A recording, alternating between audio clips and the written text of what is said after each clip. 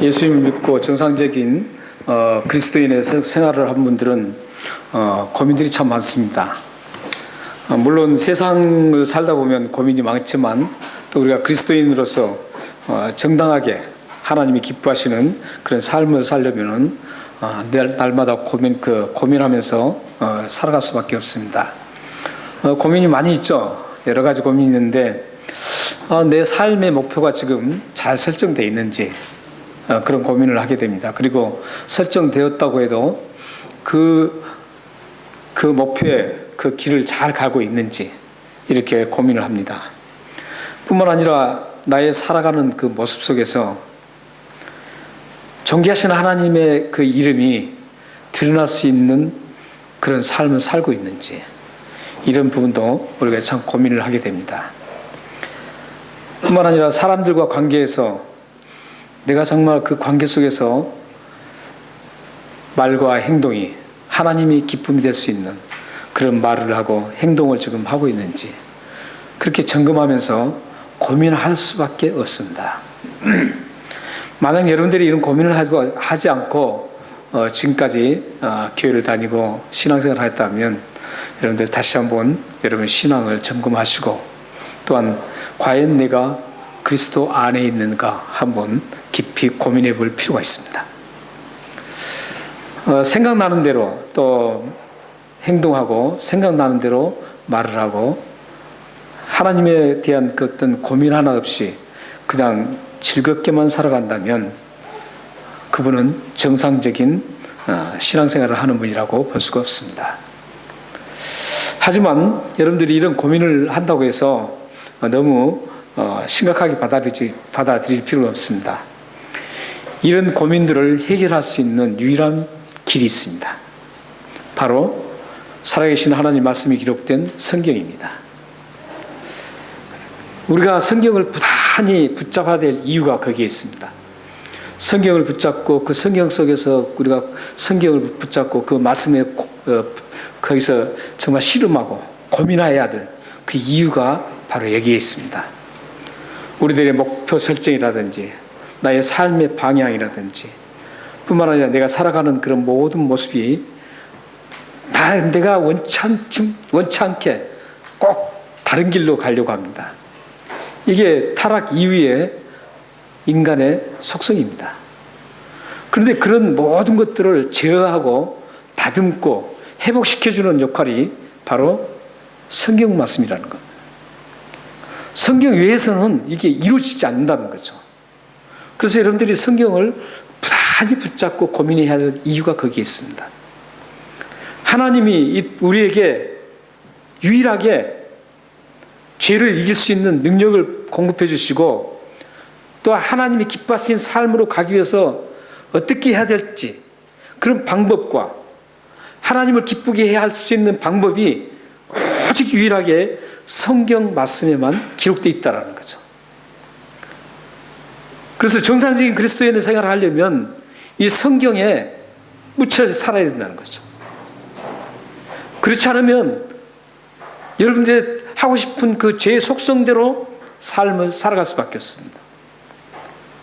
하나님 말씀이 통제를 해주지 않으면 죄의 속성대로 살아갈 수밖에 없는 게 우리들이에요. 목사인 저도 성경을 안 보면 그렇게 갈 수밖에 없어요. 어느 누구도 이 하나님 말씀의 통제를 받지 않고 하나님 말씀의 지시를 받지 않으면 우리 모두가 죄의 속성으로 그대로 그냥 갈 수밖에 없다라는 거죠. 그래서 우리는 성경을 사랑해야 되고 성경 속에서 답을 찾아야 합니다. 내가 하나님의 기쁨이 되기 위해서는 어떻게 해야 될 것인지 성경 속에서 답을 찾아야 합니다. 내가 이 지체들과 관계 속에서 그 지체를 상처 주지 않고 그 지체와 함께 하나님께서 아름답다라고 동감이 아름답다라고 그렇게 칭찬 듣기 위해서는 성경을 속으로 들어가야 합니다. 성경이 해답입니다. 성경 속에는 중요한 해답이 또한 그리스도입니다. 히브리서 4장 12절 말씀을 우리 한번 읽어보겠습니다. 성경이 정말 그러는지 한번 읽어보겠습니다. 시작. 하나님 말씀은 살아있고 활력 있어 자위에 낯선 어떤 검보다도 예리하여 혼과 영과 관절과 골수를 찔러 쪼개기까지 하며 또 마음의 생각과 뜻을 판단하나니. 살아계신 하나님 말씀이 제 역할을 하는 겁니다. 한번 보십시오. 살아있다 그러죠. 살아있다는 것은 어떤 의미일까요? 모든 걸 관찰하고 모든 걸 알고 모든 것을 이끌어갈 수 있다는 것이죠. 죽으면 아무것도 못해요. 그러나 이 하나님 말씀은 여전히 지금도 살아서 우리를 이끌어 주시고 우리를 관찰하시고 우리를 아름답게 다듬어 나가신다는 거죠. 그래서 보세요. 자유에 낯선 어떤 것보다도 예리하여서 우리의 혼과 영을 또한 관절과 골수를 쪼개기까지 한다는 것이죠. 그래서 우리의 모든 것을 못할 것이 없다는 겁니다. 우리의 혼, 영 보이지 않잖아요. 보이지 않는데 이걸 어떻게 이것을 터치할 수 있겠어요? 그러나 이렇게 우리 보이지 않는 영혼도 하나님의 말씀은 우리를 아름답게 잘못된 것을 다 쪼개서 드러내고 버리고 아름답게 다듬어서 하나님의 사람으로 만든다는 것이죠. 성경이 그러는 것이에요. 성경 전체 말씀이 그런 역할을 한다는 거예요. 그래서 여러분들이 이 성경을 부단히도 가까이 하고 사랑해야 합니다. 될 수 있으면 하루에 한 번 정도는 성경을 꼭 보셔야 돼요. 옛날에는 그래요. 이제 그런 말이 많이 있죠. 옛날에는 예배도 일주일에 한 번 드려도 일주일 동안 그리스도인들이 살아갈 수 있는 살아갈 수 있다고 해요. 그런데 지금은 하도 세상이 험악해져서 지금은 하루하루 예배를 드려도 간신히 싸우고 이긴다는 것이죠. 성경 말씀을 옛날에는 한 번 딱 보고 일주일에 가서 한 번 성경 말씀 듣고 또 성경 공부하고 나서 가면은 이길 수 있는 그런 여력이 있는데 지금은 안 된다라는 겁니다. 그래서 매일 성경 공부도 있고 뭐 큐티도 나오고 그런 것들이 다 방법이 하나님께서 주시는 방법들이죠. 지혜를 주셔서. 여러분들이 매일 성경 말씀을 읽고 가까이 해야만 험악한 이 사탄이 지금 우리를 쓰러뜨리려고 하는 그 험악한 세상에서 여러분이 생존할 수가 있습니다. 우리가 사실 성경을 가까이 하려고 그러는데 참 잘 안 돼요. 왜냐하면 이해가 잘 안 될 때가 많거든요. 이해가 잘 안 되니까 읽다가 덮어둬 버려요. 그런데 우리가 지금 함께 나누는 이 창세기는 가장 사람들이 많이 읽은 곳이래요. 전 세계 모든 책 중에 가장 많이 읽은 곳이 창세기래요. 왜냐하면 우리 그리스도인도 그렇죠. 창세기를 딱 읽다가 출애기까지 읽다가 다음에 좀 얘기로 넘어가면은 안 읽어버리죠. 또 창세기를 또 읽어요. 성경 전체 한번 읽어야 되겠다 하고. 그러다가 창세기 읽다가 또 그만둔 분들 참 많죠. 뿐만 아니라 창세기를 통해서 예수를 믿지 않는 사람도 이 그리스도인들을 공격하기 위해서 창세기를 본다 그래요. 가장 관심 있게 보는 게 창세기라는 거죠. 아니라는 것. 이거. 진화론 자들도 창세기를 굉장히 연구를 한다 그래요.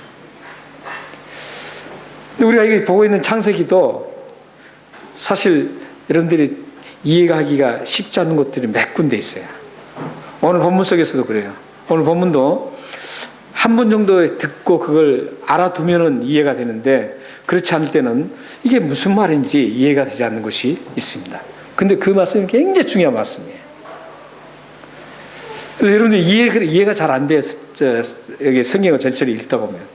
그런데 오늘 본문을 그 중심으로 여러분들에게 그 성경을 이해하는데 좋은 팁을 두 가지를 말씀드리겠습니다.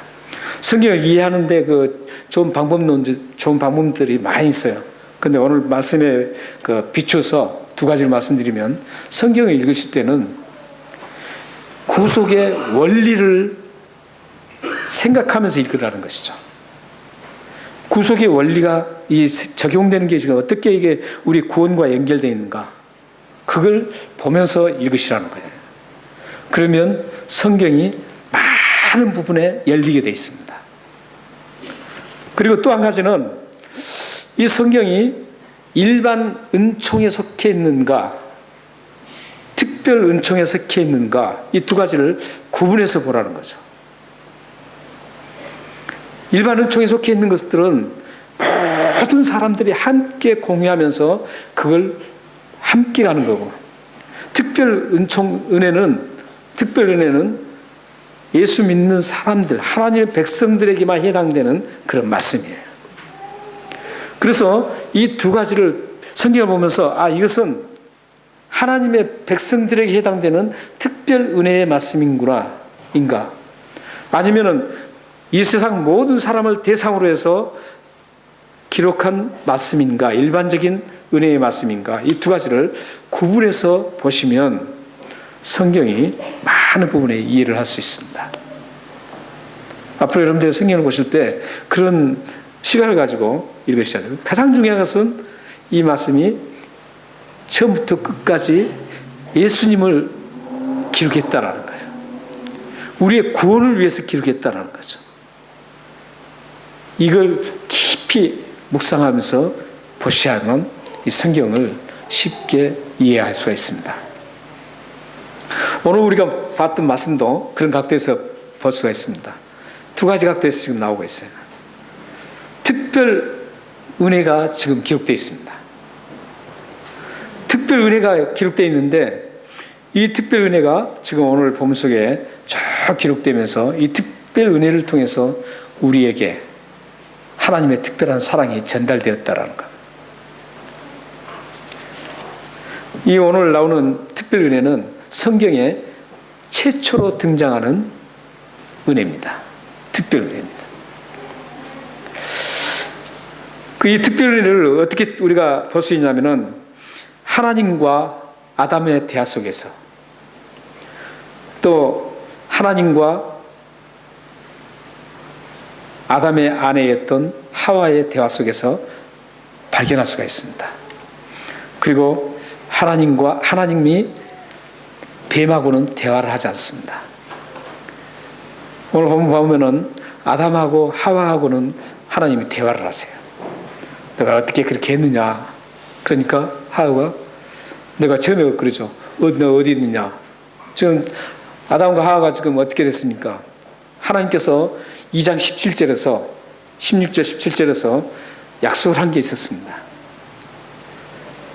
모든 건 다 마음대로 먹으라는 것이죠.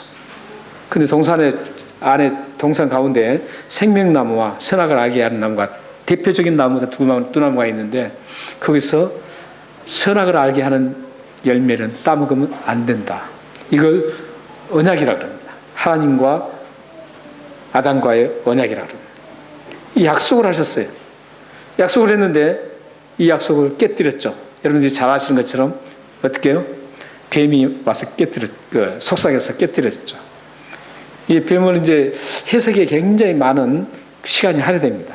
그래서 이 시간에는 해석을 그것까지 못합니다. 실질적인 이 역사예요. 이게. 그러니까 직접적으로 뱀이 그렇게 역사를 했던 거예요. 그런데 뱀을 사탄이 사용한 거예요. 이용한 거예요. 근데 어떤 그 잘못된 이단에서는 이렇게 해요. 뱀이 아니라는 거예요, 그게. 그건 상징적이라고 그래요. 근데 아니에요. 왜냐하면 실질적인 이 창세기는 실질적으로 일어나는 것을 말씀하기 때문에 상징으로 채워버리면 그것은 신화가 돼버려요.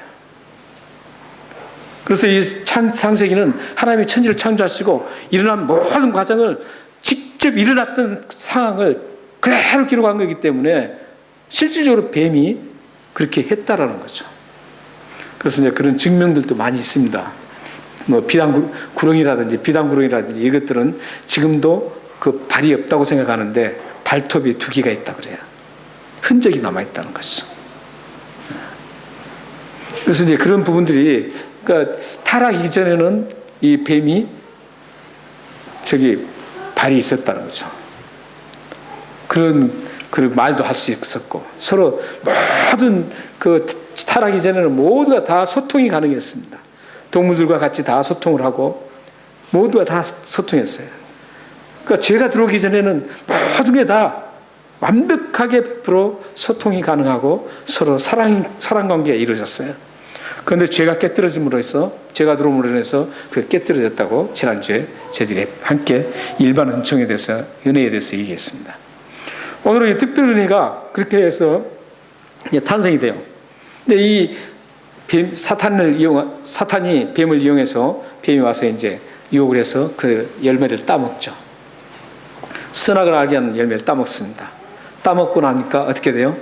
그걸 따먹으면 정령 죽으리라. 하나님이 그렇게 말씀하셨죠. 이제 죽게 된 거죠. 여기에 죽는다는 것은 영원히 하나님과 이 관계가 깨뜨려지는, 그리고 하나님과 분리되는, 그걸 갖다 죽음이라고 합니다. 왜냐하면 하나님의 생명이세요. 영원한 생명이세요. 생명인데 하나님과 분리되면 그 생명이 없어져 버리는 거예요. 없어지는 거예요. 그래서 죽음이라고 그럽니다. 그걸. 그래서 이제 그렇게 깨뜨려져서 이제 먹고 나니까 발가 벗은 것을 알게 된 거죠. 근데 오늘 말씀에 보면 재밌는 말씀이 있어요.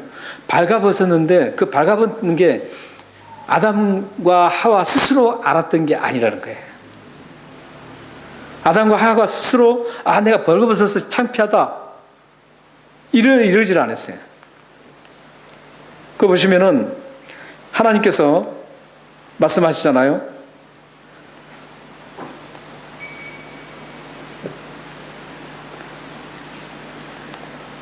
하나님께서 아담에게 여기 말씀하십니다. 11절 한번 보십시오. 10절에는 보면은 이르되 내가 동산에서 하나님 소리를 듣고 내가 벗었으므로 두려워하여 숨었나이다. 그렇게 말씀. 벗었으므로 두려워하여 숨었다 그래요. 이르시되, 그러니까 하나님께서 누가 벗었음을 내게 알렸느냐 이렇게 말해요. 이 사탄이 그러는 거예요. 사탄이. 그러니까 벗은 것을 몰랐어요. 그 자신도. 왜냐하면 그 전까지 그렇게 살아왔기 때문에. 그런데 그 수치심까지도 사탄이 심어주는 거죠. 그래서 이제 그들이 숨어 있죠. 숨어 있을 때 하나님께서 뭐라 그래요? 내가 어디 있느냐 이렇게 묻죠. 하나님께서 몰라서 묻는 게 아니죠. 다 아세요. 여러분들도 다 아세요. 하나님 앞에는 하나도 숨길 수가 없어요. 다 아세요. 여러분 생각까지도 다 아세요. 여러분들 지금 무엇을 했는지 다 아세요. 누구에게 상처를 줬는지 다 아세요. 누구를 사랑했는지 다 아세요. 다 아신다고요. 모르는 거 하나도 없어요. 그런데도 불구하고 하나님은 너가 어디 있냐 그렇게 물어보는 거예요. 그러니까 뭐라 그래요? 내가 벗었으므로 두려워해 숨었다라고 그렇게 얘기를 하고 있습니다. 그리고 나서 이제 왜 또 나무 열매를 먹었느냐 두 가지를 지금 또 다시 질문합니다. 너가 벗은 것을 누가 알게 했느냐 이거하고 또한 그 나무 열매를 너가 먹었느냐 그렇게 얘기를 합니다. 그러자 아담이 뭐라 그래요? 12절에서 그렇게 하나님께서 여쭤보면 다 아시고 여쭤보는데 뭐라 그래요? 하나님이 주셔서 나와 함께 하신 여자가 그 나무 열매를 내게 주므로 내가 먹었나이다 이렇게. 하나님이 아내 하와를 주셨죠. 하나님이 주셨어요. 그러니까 왜 하나님이 그 아내를 줘서 이 아내를 통해서 내가 먹게 되었다 이렇게 해요. 이건 지금 하나님 앞에 책임 전가를 하고 있죠. 하나님 앞에. 그리고 나서 이제 어떻게 해요? 여자가 줘서 먹었다. 이제 또 아내에게 책임 전가를 합니다. 그 말씀을 듣고 하나님께서는 뭐 호통도 안 치세요. 다 하시면서도 그냥 넘어가는 거예요. 넘어가시면서 이제 아담에게는 더 이상 질문하지 않습니다. 하지 않고 아담이 지목했던 그 아내 여자에게 지금 다시 묻습니다. 그게 13절입니다. 하나님이 여자에게 이르되 내가 어찌하여 이렇게 하였느냐? 어째서 너 남편에게 그 나무 열매를 선악을 알게 하는 열매를 줘서 먹게 했느냐? 이런 뜻이죠. 그러자 여자가 또 뭐라 그래요? 뱀이 나를 꿰물어 내가 먹었나이다. 이 여자는 어떻게 해요? 하와는 뱀에게 지금 책임 전가를 하고 있습니다. 결국 지금 뱀은 누가 만드셨어요? 하나님 만드신 거예요. 그래서 지금 하나님 앞에 책임 전가를 하면서 동시에 뱀에게 책임 전가를 하고 있는 겁니다. 여기까지 지금 대화가 이루어지고 있습니다. 대화가 이렇게 여기까지 이루어지는데 지금까지 아담과 하와의 그 대화를 보면 자신의 잘못된 모습을 돌아보고 용서를 구하고 하나님 제가 용서해 주십시오. 잘못했습니다. 이렇게 하는 게 아니라 책임 전가만 하고 있다는 거죠. 이 책임 전가가 최초로 타락 이후에 나타난 죄로 인한 영향력에 최초로 나타난 죄입니다.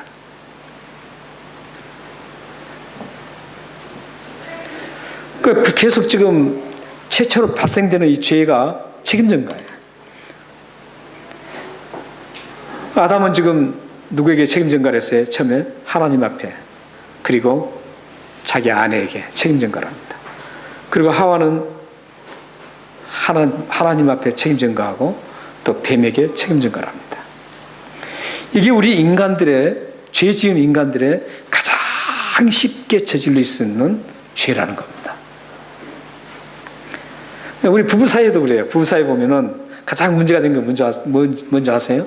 부부 사이에 보면은 부부 사이에 책임 전가입니다. 좀 어려운 일이 있어요. 잘못됐어요. 그러면 내가 잘못했어. 그러면 되는데 당신 때문에 이런 일이 있었다고 이렇게 가는 거죠. 대부분 그렇게 가기가 쉽습니다. 이 책임 전가예요. 이 죄 지은 이후에 최초로 일어난 죄를 우리는 또 반복해서 또 우리도 짓고 있다는 거죠. 또 우리 공동체에서도 그래요. 공동체에서 지체들끼리 이렇게 관계를 맺다 보면 어떤 사이가 좋을 때는 괜찮은데 사이가 안 좋았을 때는 그 사이 안 좋아진 이유를 가지고 당신 때문이라는 거죠. 당신 때문에 얘기는 안 해도, 예를 들어서 얘기는 안 해도 사이가 벌어졌으면 속으로라도 저 사람 때문에 사이가 벌어졌다라고 생각합니다. 책임 전가입니다. 사실 우리가 이제 사회에서도 그렇죠. 사회에서도 일이 잘 풀리면 괜찮은데 일이 잘 안 풀릴 때는 모든 게 어그러지고 엉켜질 때는 꼭 일어나는 그 죄가 뭐냐면 책임 전가입니다. 당신 때문이라는 거죠. 사실 그래요. 만약에 책임 전가를 하지 않고 그 엉켜지고 잘못됐다고 해도 이것은 내가 잘했어도 내가 참 잘못해서 그랬습니다. 날 용서해 주십시오. 미안해요. 자기가 잘했는데도 그랬다면은, 그렇게 했다면 어떻게 될까요? 이건 죄가 안 되는 거죠. 그리고 죄가 아니기 때문에 이루어질 수 있는 환경이 뭐냐면 사랑의 또 화합의 또 좋은 관계를 형성할 수 있는 겁니다. 여러분들이 사회 관계 속에서 항상 책임 전가한다는 것은 굉장히 죄를 더 파급시킨다는 것이죠. 책임 전가하고 나면 죄가 파급될 수밖에 없어요. 왜요? 미움이 싹 트죠. 또 관계가 깨져서 서로 그 사람에게도 죄를 짓게 만들죠. 얼마나 이게 복잡한지 몰라요. 그래서 아담과 하와가 최초로 죄를 범한 후에 바로 발생한 죄가 책임 전가라는 거예요. 여러분들은 이 책임 전가에 대해서 깊이 한번 생각해 볼 필요가 있습니다. 앞으로 정말 여러분이 잘했어도 어떤 일이 잘못 갈 때 내가 잘못해서 그렇습니다. 내 탓입니다. 미안합니다. 용서해 주십시오. 이러면 그 일들이 오히려 아름답게 매듭지어질 수 있습니다. 여러분들의 삶에 그런 일들이 일어나기를 바랍니다. 그런데 책임 전가의 죄 발생시키는 주범이 누군 줄 아세요? 사탄입니다. 마귀입니다. 그래서 14절 15절에서 하나님께서 그 주범 마귀, 선악을 알게 하는 나무 열매를 따먹게 한 것도 그 주범이 이 사탄 마귀인데, 또 그 이후에 발생되는 죄를, 책임 전가의 죄를 계속적으로 짓고 책임 전가를 통해서 또 죄가 확산되고 이런 모든 주범이 사탄이라는 거예요. 그래서 14절 15절에 하나님께서는 이 사탄과는 대화를 하잖아요. 야, 너가 왜 그렇게 유혹했어? 이렇게 사탄에게 얘기하지 않습니다. 너 그러면 안 되지, 이렇게 하지 않습니다. 이 주범에게는 하나님께서 근엄하게 말씀합니다. 죄를 지적합니다. 그리고 바로 저주를 합니다. 우리는 여기서 사탄을 저주하시는 15절 말씀에 우리는 귀를 기울여야 합니다. 14절에는 사실 뭐 배로 다니고 뭐 이렇게 흙을 먹는다, 티끌을 먹을 것이다, 이렇게 이제 그 저주를 하죠. 평생 동안. 그런데 사실은 더 치명적인 그 저주는 15절입니다. 15절 한번 같이 읽겠습니다. 시작. 내가 너로 여자와 원수가 되게 하고 내 후손도 여자의 후손과 원수가 되게 하리니 여자의 후손은 내 머리를 상하게 할 것이요 그의 발끝을 상하게 할 것이라 하시고, 여기서 지금 치명적인 저주는 여자의 후손에 의해서 이 사탄이 여자의 원수가 되어서, 여자의 후손과 원수가 되어서 그 여자의 후손에 의해서 머리가 짓이겨진다는 뜻. 상하게 한다는 것은 좀 굉장히 젠틀하게 썼는데 실질적 원어에는 짓이겨버린다, 이런 뜻이에요. 처참하게 짓이겨버린다. 더 이상 회복 불가능하도록 짓이겨버리는 걸 얘기합니다. 머리를. 그런데 그 뱀의 후손은, 여자의 후손을 어디를 상하게 해요? 발꿈치를 조금 상하게 합니다. 여기서 지금 여자의 후손과 뱀의 후손이 지금 대립되고 있습니다. 여기 여자 후손은 누굴까요? 이게 이제 구속의 역사로, 구속의 원리로 성경을 봐야 된다는 것이죠. 여자 후손은 예수 그리스도입니다. 여기에 여자의 후손, 이 단어가 단수로 쓰여 있습니다. 사실 여자의 후손이 한두 사람입니까? 우리 모두가 여자의 후손이죠. 그럼 여자의 후손들을 그려야 되거든요. 그런데 여기는 여자의 후손 한 사람을 지목하고 있습니다. 바로 동정녀 마리아에게 태어나는 예수 그리스도를 얘기합니다. 유일한 한 사람, 유일한 그 한 사람이 이 사탄을 짓이겨버린다는 것이죠. 유일한 그 한 사람이, 여자의 후손 한 사람이 이 사탄을 짓이길 수 있는 사람은 오직 유일한 한 사람이라는 것이죠. 그런데 이 뱀의 후손은 어떻게 해요? 그걸 막기 위해서, 자기의 머리 상한 걸 막기 위해서 몸부림치다가 발꿈치를 깨뭅니다. 발꿈치를 깨물어요. 이것은 치명적이지 않습니다. 이 깨무는 것 때문에 예수 그리스도께서 십자가에 죽으신 겁니다.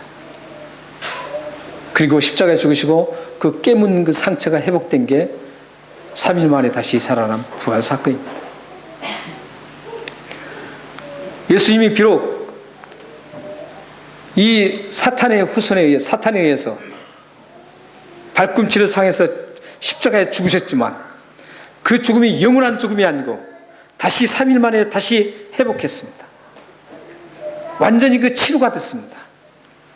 그래서 그 예수 그리스도의 십자가의 죽으심과 부활로 인해서 그 상처로 인해서 우리가 받을 상처가 예수님이 받으신 겁니다. 우리가 죽어야 될 그 죽음을 예수님이 대신 죽으신 거예요. 그러나 예수님은 다시 살아나셨습니다. 부활의 첫 열매가 되셨습니다. 우리들도 이제 다시 살아납니다. 예수를 믿는 사람은 다시 살아납니다. 예수를 믿지 않는 사람도 다시 살아나는데 그 사람들은 사망의 부활로 나옵니다. 우리는 생명의 부활로 나오고, 혹시 여러분들 중에 예수님을 아직도 못 믿는다 그러면 여러분들은 죽어서 처참하게 될 것입니다. 처참합니다. 지옥이라는 그 처참한 곳에서 영원토록 그곳에서 고통하며 울부짖으면서 그곳에서 여러분들이 살아야 되는 겁니다. 이 시간 혹시 아직도 예수를 안 믿으신 분들은 예수님을 영접하시기 바랍니다. 영원한 천국에서 찬송 부르며 하나님과 예수 그리스도가 우리 믿음의 선진들과 함께 눈물도 없고 고통도 없고 아픔도 없고 슬픔도 없는 곳에서 영원히 찬송하며 지내실 것입니다. 그래서 여기서 지금 여자의 후손과 이 뱀의 후손의 그 관계를 얘기하는 것을 오리지널 가스펠이라고 합니다. 원복음이라고 합니다. 최초의 복음입니다. 이걸 하나님의 최초의 특별 은혜였다. 우리가 모두 이제 죄를 지어서 죽을 수밖에 없어요. 한번 보세요. 아담 보세요. 아담과 하와를 보면은 하나님 용서해 주십시오 그런 게 아니라 계속 죄를 짓고 있잖아요. 나 선악과를 따먹는 그 열매 따먹는 그 언약을 깨뜨린 그 죄뿐만 아니라 그 이후에도 계속 책임 전가하면서 죄를 짓는 거예요. 다른 사람까지도 다 죄를 짓게 만드는 거예요. 아담이 책임 전가하니까 그 부인도 책임 전가한 거예요. 그래서 같이 막 계속적으로 이 죄가 파급되는 겁니다. 이렇게 다 우리는 죄를 짓고 사는 겁니다.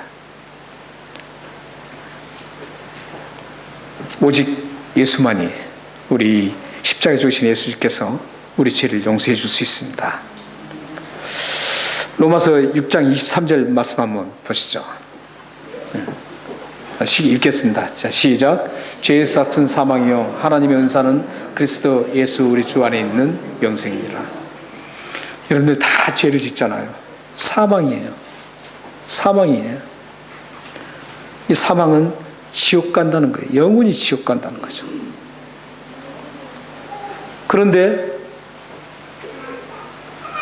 하나님의 은사는 그리스도 예수 우리 주 안에 있는 영생이라고 합니다. 예수님을 믿으면, 오늘 이 십자가에 죽으시고 3일 만에 다시 살아나신 예수님을 믿으면 죄의 삭의 사망이 아니라 이제 바뀌어서 영원한 삶을 산다는 겁니다. 영생을 얻는다는 겁니다. 사랑하는 성도 여러분, 우리 모두는 죄인입니다. 그럼에도 불구하고 하나님의 특별하신 은혜로 영원한 생명을 누릴 수 있게 되었습니다. 바로 그 영원한 생명을 누릴 수 있게 해주신 그 하나님의 특별 은혜의 주인공이 바로 예수님이십니다. 영원한 생명을 얻은 여러분이 기억해야 할 말씀을 하나 더 보고 이제 말씀 마치겠습니다. 갈라디아서 5장 13절입니다.